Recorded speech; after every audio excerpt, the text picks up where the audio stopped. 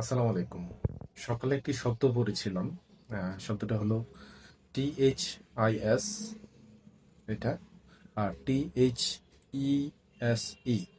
এটা। তো এই দুইটা শব্দের মধ্যে পার্থক্য ক্লাসে জিজ্ঞেস করেছিলাম। স্টুডেন্টরা খুব একটা পার্থক্য দেখাতে পারেনি। তো আমরা একটু এই শব্দ দুইটার একটু পার্থক্য দেখি, চলেন। তো প্রথমটা হচ্ছে THIS, এই শব্দটা হচ্ছে this। এই দুইটার মধ্যে শব্দের মধ্যে দুইটা পার্থক্য আছে, আমরা একটু দেখবো একটু পরে। এরপরটা হচ্ছে THESE, এটা হচ্ছে these।